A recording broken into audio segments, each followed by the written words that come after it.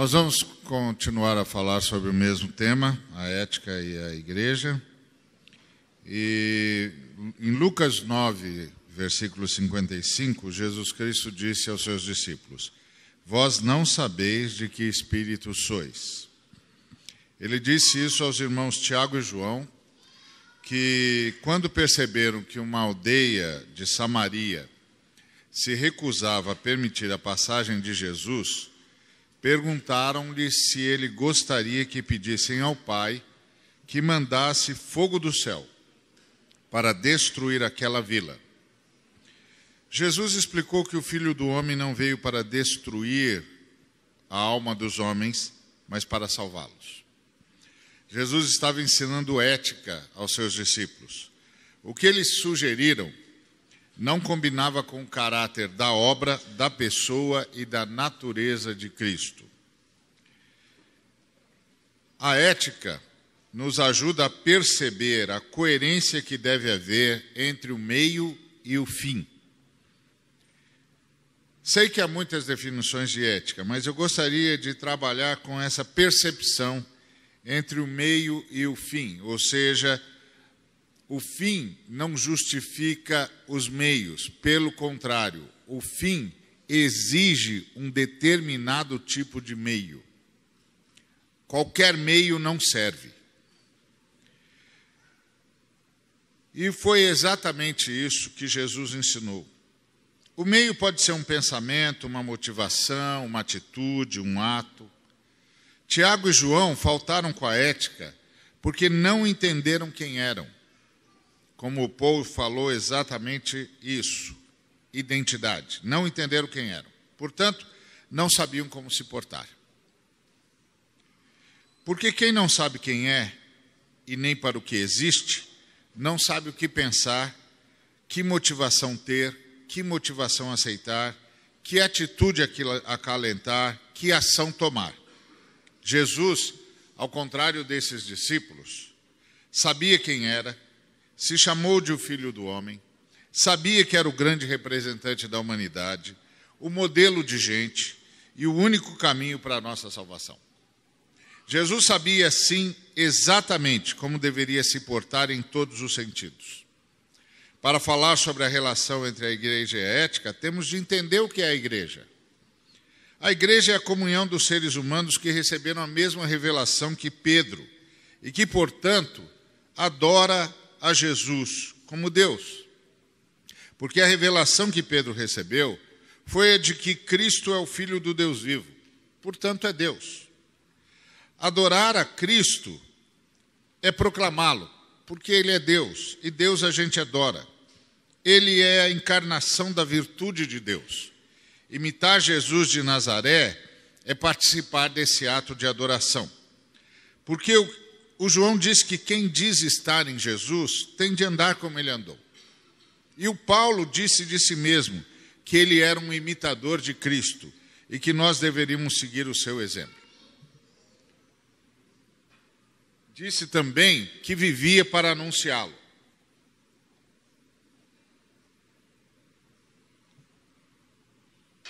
Assim, a igreja é a comunhão de pessoas que, individual e comunitariamente, no poder do Espírito Santo, imitam a Jesus de Nazaré e o anunciam. Jesus de Nazaré, o Cristo, no seu dia a dia e em tudo que fazem. O Cristo que a gente imita é o Cristo que habitou entre nós. Porque Paulo disse que a gente devia contemplar a glória do Senhor e não o Senhor da glória. E a glória do Senhor é Jesus de Nazaré, o Cristo, fazendo a vontade de Deus. É Jesus de Nazaré, o Cristo, em perfeita comunhão com Deus.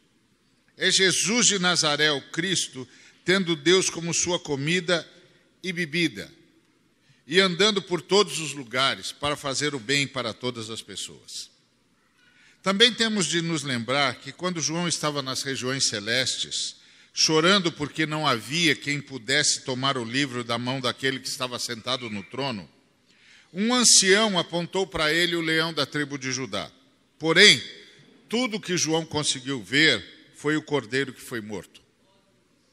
O céu pode falar do leão, porém a gente só vê o cordeiro. Se temos de imitar alguém, só podemos fazer isso em relação a alguém com quem a gente conviveu ou que a gente pôde observar. E a gente vê o cordeiro. Portanto, só dá para imitar o cordeiro. A espiritualidade cristã não é a do leão, mas a do cordeiro. Isso deveria influenciar a nossa liturgia, de modo que todas as nossas músicas, como os demais movimentos litúrgicos, deviam nos mostrar o cordeiro, que foi morto e que ressuscitou ao terceiro dia, mostrá-lo em sua devoção ao Pai e serviço aos homens. A igreja também é um homem coletivo. Paulo diz que Jesus Cristo criou nele mesmo um novo homem, um só novo homem. Esse novo homem é fruto da reconciliação que Jesus fez entre judeus e gentios na sua cruz. Recordemos que para a mentalidade judaica, o mundo estava dividido em dois grupos, judeus e gentios. O que os separava era a compreensão e o relacionamento com Deus. Os judeus sabiam tudo de Deus e com ele tinham comunhão. Os gentios, por sua vez, não tinham nada. Estavam sem Deus no mundo e, portanto, sem senso de finalidade e sem senso de esperança. Jesus Cristo, ao apresentar-se a ambos como a única possibilidade de realmente se ter acesso a Deus e às suas promessas, colocou-os numa mesma base. Acabou a briga. Tanto um quanto o outro precisam de Cristo para ter Deus. À medida que judeus e gentios vão admitindo isso e se rendendo a Jesus, passam a formar a nova humanidade. Porém, com uma diferença significativa em relação ao anterior. São habitação do mesmo Espírito e passam a se amar tanto que essa unidade, o homem coletivo, fruto desse Espírito, finalmente aparece. E a imagem e semelhança da Trindade é plenamente manifestada. Então, viver a igreja é fomentar o surgimento dessa comunidade que manifesta essa unidade. Isso também deveria dar o tom da nossa liturgia. Vocês já se deram conta de quantas músicas nós cantamos enfatizando a primeira pessoa do singular? Eu. Onde está o nós? Quando vamos aprender a nos ver a partir da comunidade? E tem mais, a igreja também está identificada com o reino de Deus. Em Daniel, o reino é um domínio exercido por um povo que nunca o perderá. Em Apocalipse, é um povo de sacerdotes que reinará sobre a terra. Em João Batista, o reino exige que as pessoas se arrependam, o que vai desembocar na prática da solidariedade. Na fala de Jesus, que confirma a João, o reino é um sistema onde o poder é o serviço. É um lugar onde só pode ser visto do lado de dentro, pois tanto para ver como para entrar, a pessoa tem de nascer de novo. Logo, só vê o reino quem entra no reino.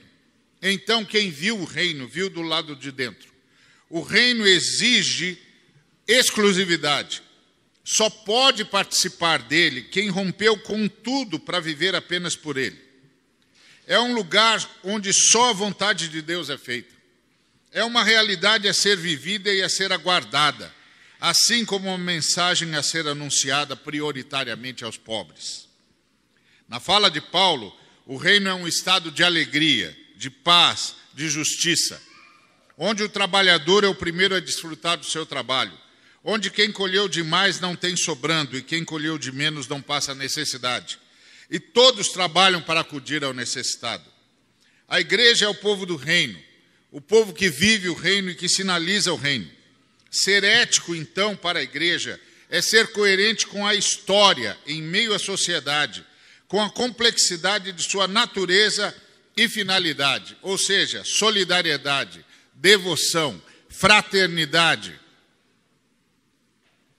Em que músicas, leituras e orações nosso compromisso como povo do reino aparece? Nós precisamos repensar isso. A ética começa na liturgia, na forma como nós apresentamos o nosso culto a Deus. A gente é ético no contexto onde a gente vive. O nosso contexto é o Brasil, país de contrastes perversos, uma das maiores economias e um dos piores índices de distribuição dessa riqueza. Uma tecnologia desenvolvida ao lado dos piores índices de alfabetização e de aquisição de cultura. Uma das arquiteturas mais reconhecidas e respeitadas ao lado de um dos maiores índices de déficit habitacional e de submoradias. Um dos maiores territórios do planeta, com das terras mais férteis, ao lado dos piores índices de distribuição de terra. Uma das mais eficazes agriculturas ao lado da fome e da subnutrição. Uma medicina das mais desenvolvidas ao lado de índices estarrecedores de mortalidade infantil. Uma das legislações mais avançadas na área dos direitos humanos, ao lado de graves índices de violência contra a mulher, abuso de crianças e adolescentes e prática de tortura.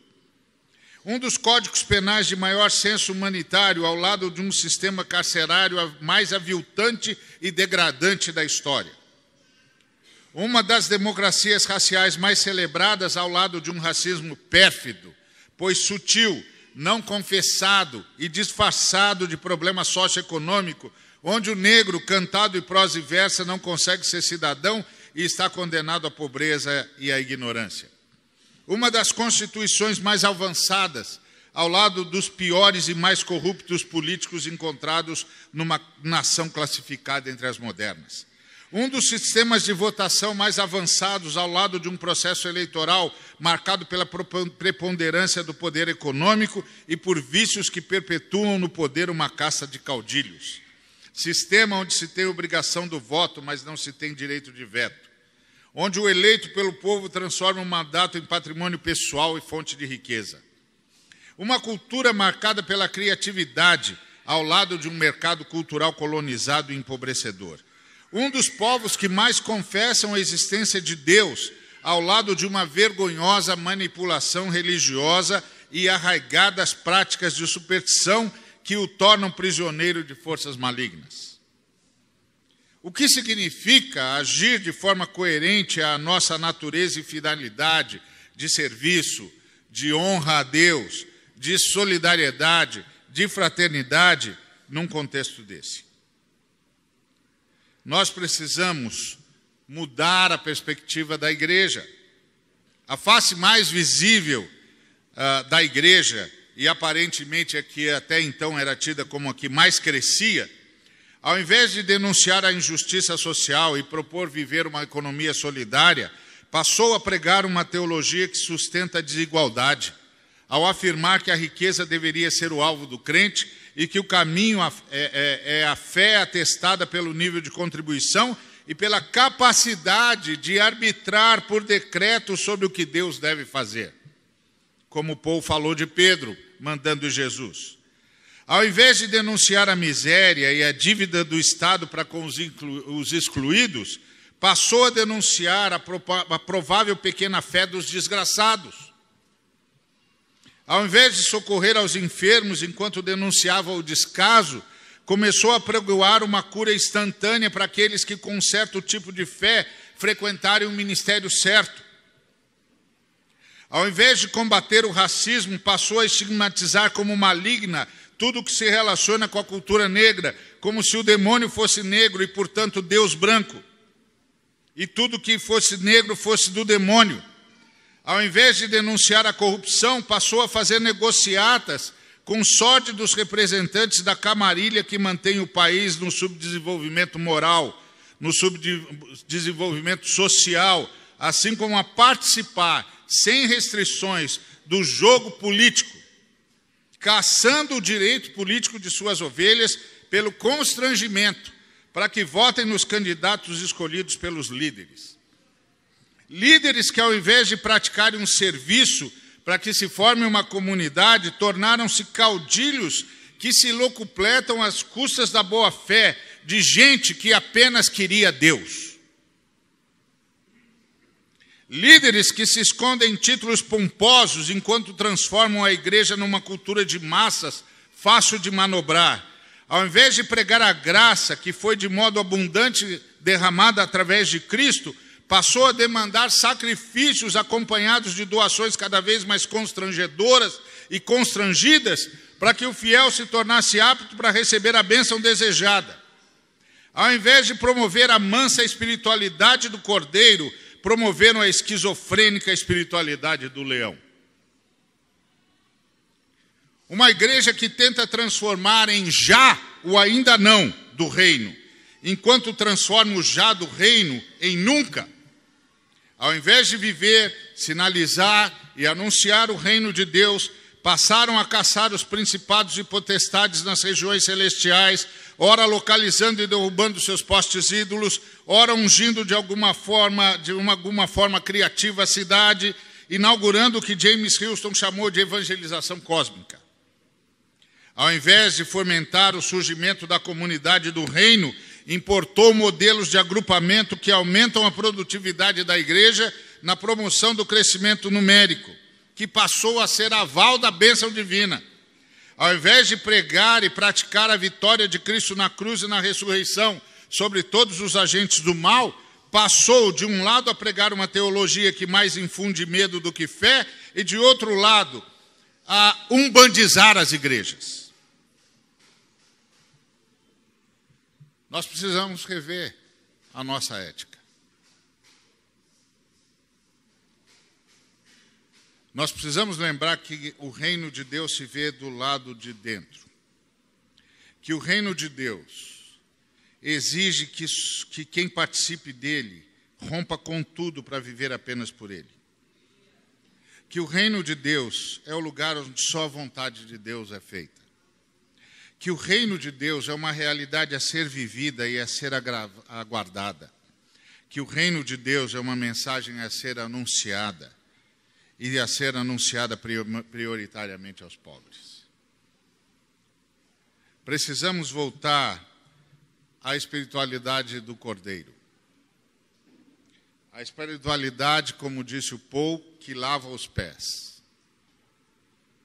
Que lava os pés dos discípulos. E que, como disse o Paul, de forma extraordinária, citando o pai da igreja, vai ser assim para sempre. Vai ser assim para sempre. O que nos remonta à palavra fantástica de Isaías. Nunca, jamais se ouviu falar de um Deus como o nosso Deus, que trabalha para aqueles que nele confiam. A ética é a coerência entre o meio e o fim. Nós não podemos imitar outro Jesus, senão aquele que andou entre nós. Eu não vou falar mais sobre essa questão, porque eu acho que Deus, através da fala do Paul, nos deu um quadro absoluto disso. Um quadro absoluto disso. Desse Jesus que se cinge da toalha, que toma a bacia e se humilha, e nos dá uma referência de vida. Numa época em que a igreja brasileira está escolhendo inimigos para enfrentar, nós precisamos repensar a igreja e começar a escolher pés para lavar. Que Deus nos abençoe.